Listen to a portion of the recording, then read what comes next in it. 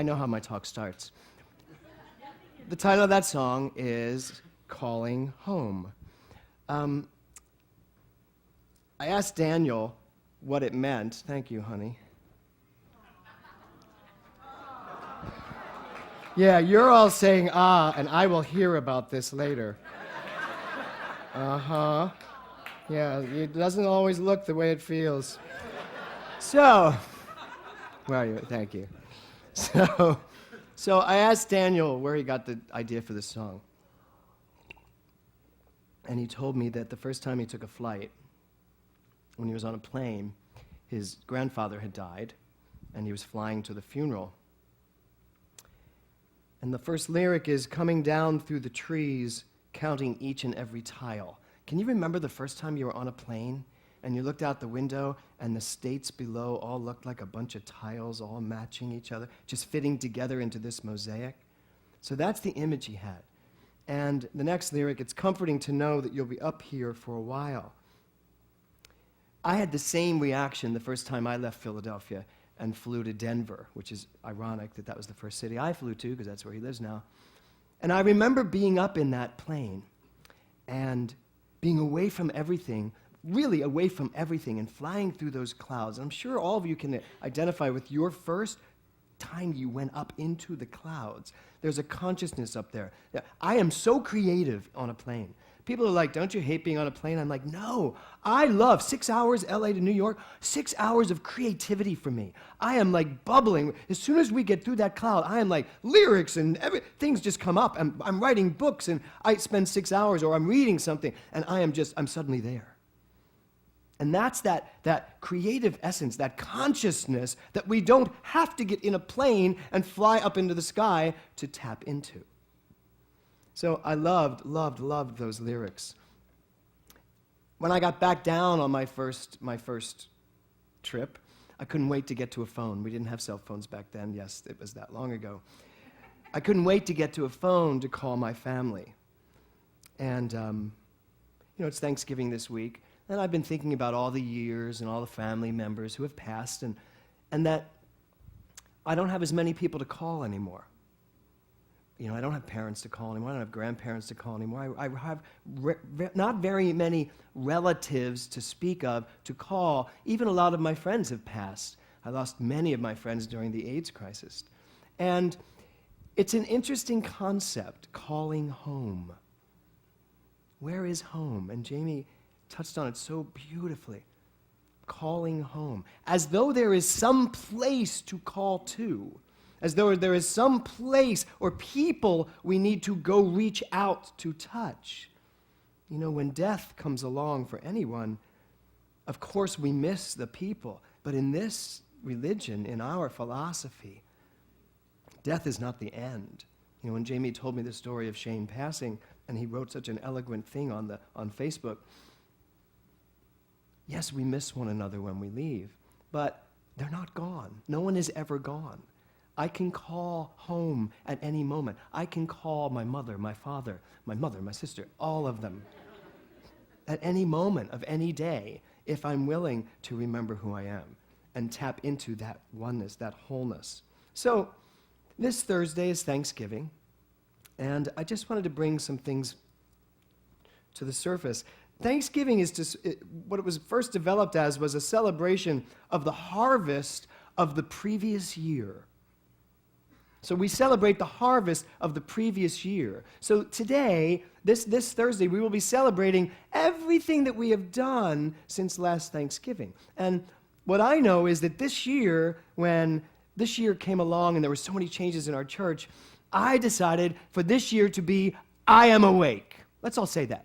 I am awake. And that has brought so much to the surface for me. It has bubbled up so much stuff. I am awake. I can no longer pretend that I don't notice this. I don't see this. I don't know this. I can no longer pretend that I don't feel this.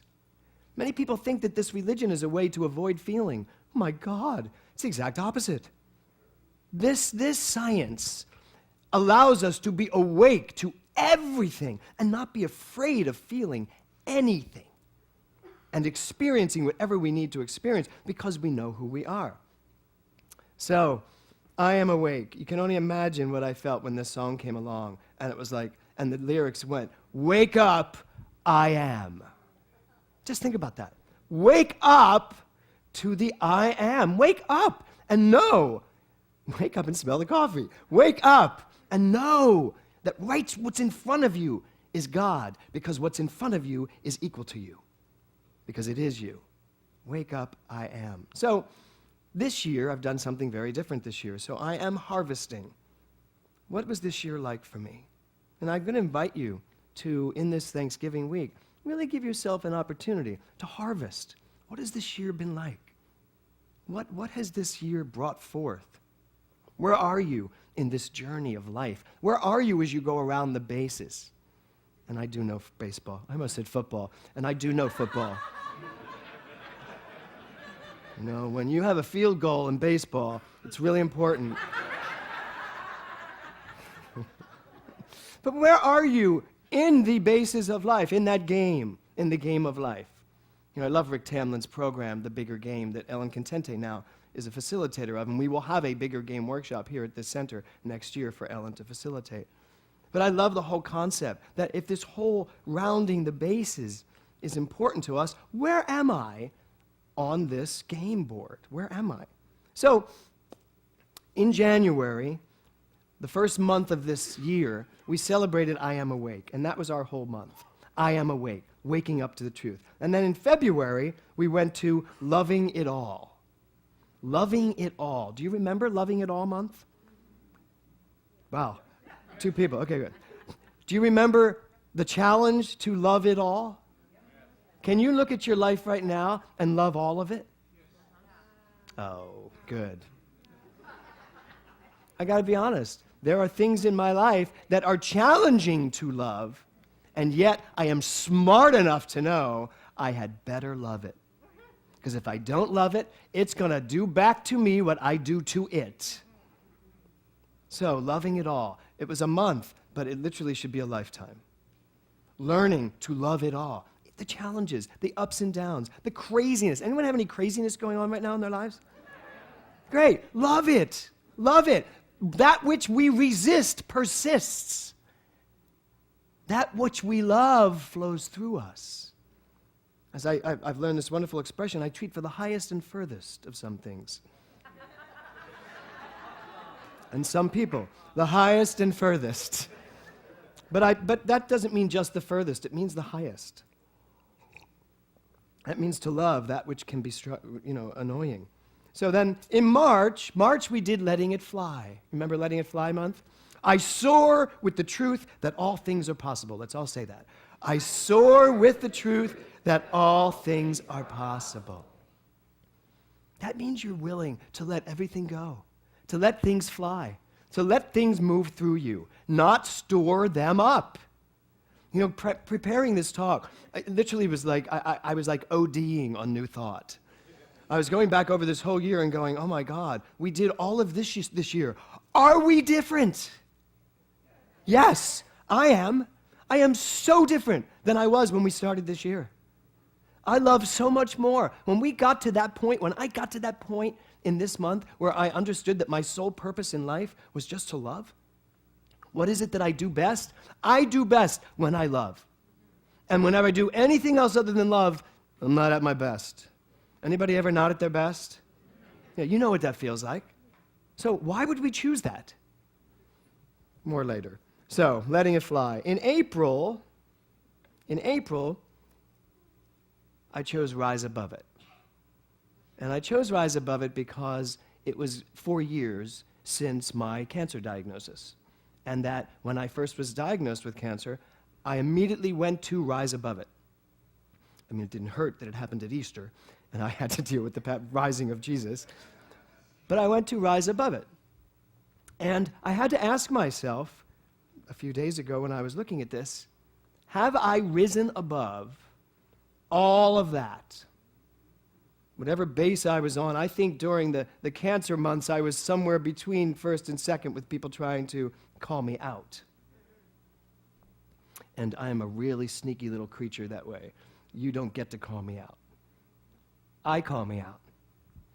So, rise above it. I rise above all conditions by knowing who I am. Are you getting the theme of this? Wake up! I am. That's the entire theme of this year. I rise above all conditions by knowing who I am. I am a perfect expression of love. And then in May, clarity was mine. Apparently in May, I needed some clarity. So we had clarity is mine. My mind is clear and focused. I know who I am at all times, no matter what. When I harvest my life, when I look back at what I've harvested in my lifetime, I think I have a big debt to pay to Dr. Tom Costa, who was the minister in Palm Desert for many years. They called him Dr. Love. He was about 5'3", and he was just this infinite expression of love. Everywhere he went, he was like a leprechaun. He just skipped onto the stage at, I think he was 90, just skipped onto the stage and talked. And at that point, he didn't care what he said. I used to love his talks because you never knew where you were going. And he would just stop and he'd be like, he'd go, these flowers. And then they would have a talk about the flowers. Dr. Love. But he gave me that expression, no matter what. How many of you still have what's in your life that you are not saying no matter to? How many of you still have things that overwhelm you, that make you stop and lose yourself, lose who you are? No matter what is a huge part of my entire philosophy, and it is certainly a part of what I give thanks for what I have been able to harvest in my life. And then in June was the power of decision, which is interesting because that's around when you called me to ask me for the book. So we chose the power of decision. I am always a choice, and I choose well at all times. So my question to you is, do you? Just think for a minute. Do you choose well at all times? Jamie brought up ministerial class this week, and I am literally bubbling up from what's going on in this ministerial class and the new approach to how I am teaching ministers. And one of the things that came up, and I brought it into Pounds, and I'm going to bring it into our service here today, is this question. Do you know that you have free will? Free will. Do you have free will? Is there any such thing such as free will? Are you free to make every single choice in your life? Are you free? And of course, we got detoured into Alcoholics Anonymous and the 12-step programs. Is there freedom within that program? And the answer, of course, is yes. Are you free? Do you understand what free will means? That no matter what's going on in your life, you are still free to make a choice that serves you. Now, I really want you to think about this for a minute. When we say I am a choice, we better really believe the undercurrents of that. Do you really believe you are a choice? I want you to try to bring something up in your mind right now that could challenge that. You don't have to tell me what it is. Is there anything in your mind that can challenge that? Any condition that could challenge that? One of the things that comes up, of course, is any kind of oppressive event in life that anyone can do to another. Do you believe that there is any place in your life where you are not free of will to have the life you choose? Now, this is a much bigger conversation than we can have here today, but I am going to tell you this. I am always at choice and I choose well at all times. To the degree that you allow for anything outside of yourself to have power over you, you are powerless. Well, just think about that. To the degree that you allow anything outside of you to have power over you, you are then powerless. And what we're being taught, what we know, when we really go to the I am, wake up, I am not powerless over anything. And a mind that knows that is a mind that can say, I am always a choice and I choose well at all times. Which went into July, which was the consciousness of freedom. I am free to live the life I choose. So on this Thanksgiving, as we harvest our year, if you're free to live the life you choose, are you living the lice that are showing up in your life? Are you living the life that you want to be living? It's very interesting right now at this center. You know, we have sold the building. We are in the midst of an escrow. And I leave my mind open to knowing that my life is unfolding perfectly.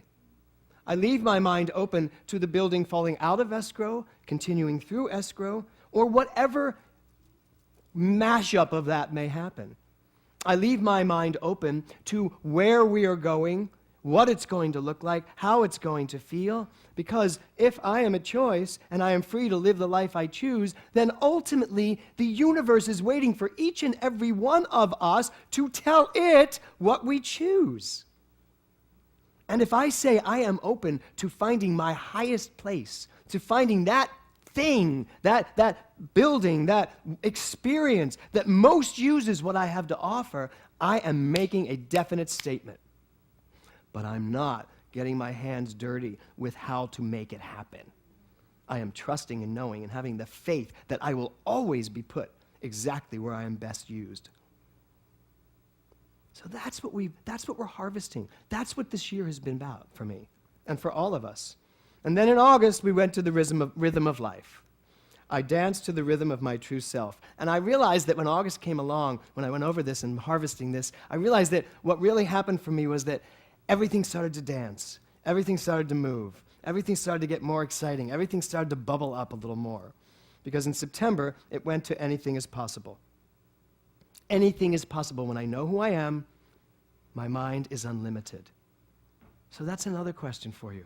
When you go back and look at this year, are you living in a life that is unlimited? Are you living in possibility, in such an amazing way that anything truly is possible for you?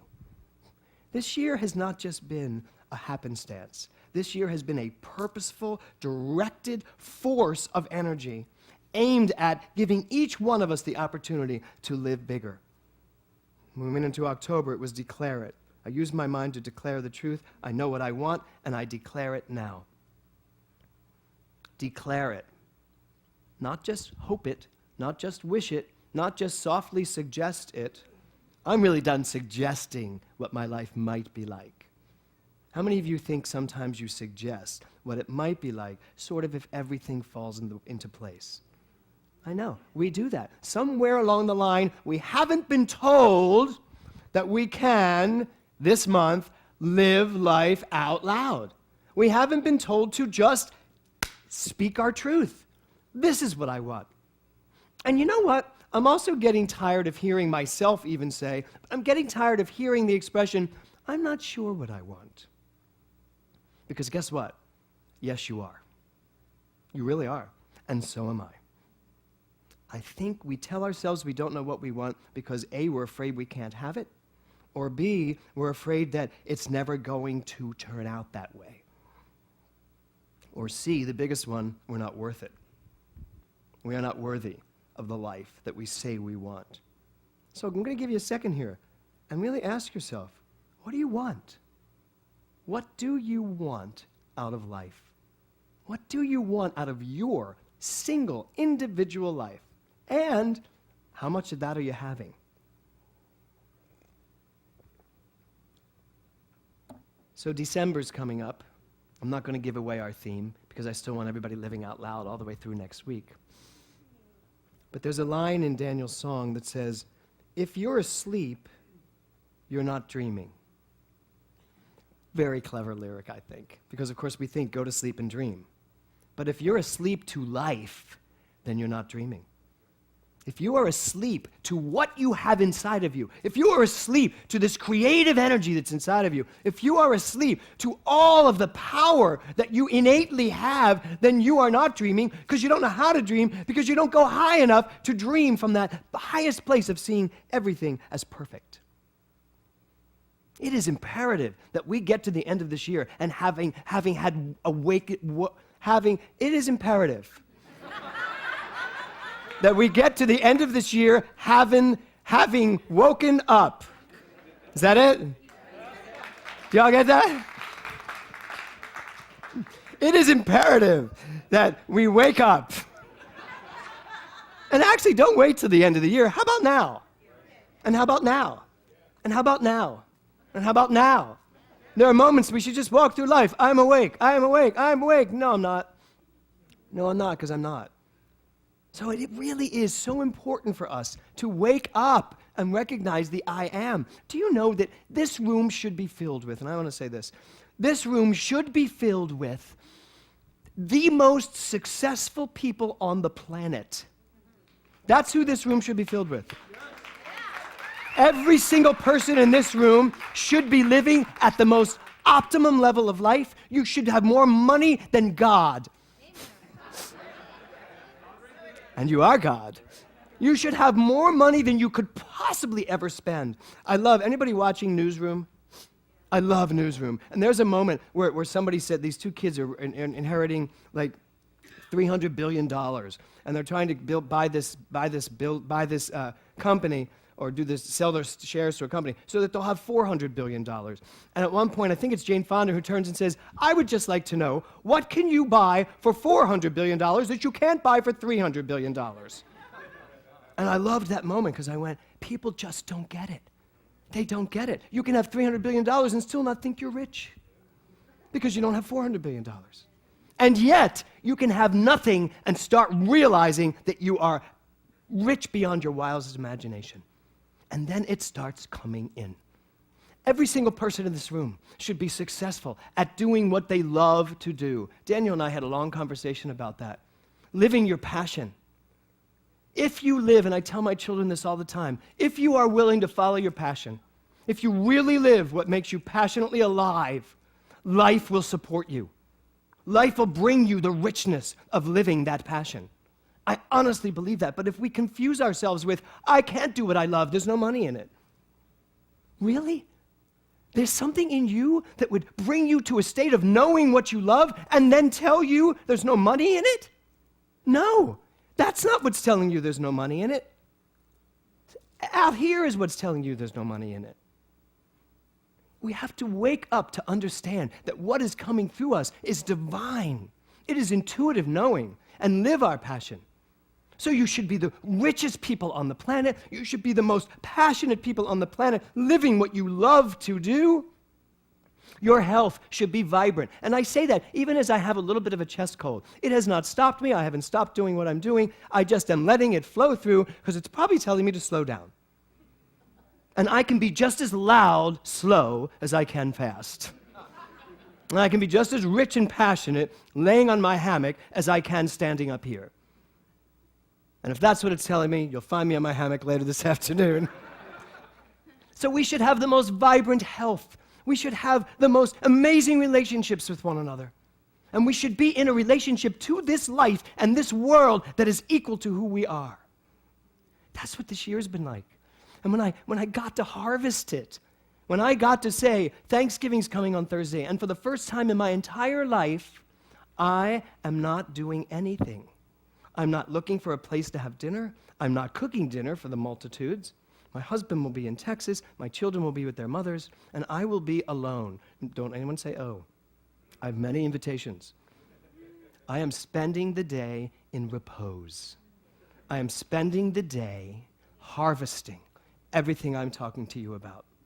Because I don't want this philosophy to just be words on a page. I don't want this philosophy just to be a book you're reading. I don't want this philosophy to just be a building you come to on a Sunday morning. I want this philosophy to be something that lives through you in such a way that you never, ever, ever again hear yourself saying, I wish I. You would just be able to say, I know this, and then speak what you want. Harvest it from that mind, that mental capacity to create anything, and allow it to work itself through you. That's who we are. That's what this teaching is all about. And that's what this Thanksgiving is about for me. To not only remember who I am, but to remember what I know and to live it with such out loud capacity that my life just continues to expand and expand and expand. So much so that I can speak my word without even thinking about it because it's just the way I speak naturally. That's what I know for me, and that's what I know for you. And I wish you the greatest Thanksgiving, and I ask you, take some time on Thursday to really harvest what this year has been like for you at this center and see where you are on that baseline. Namaste.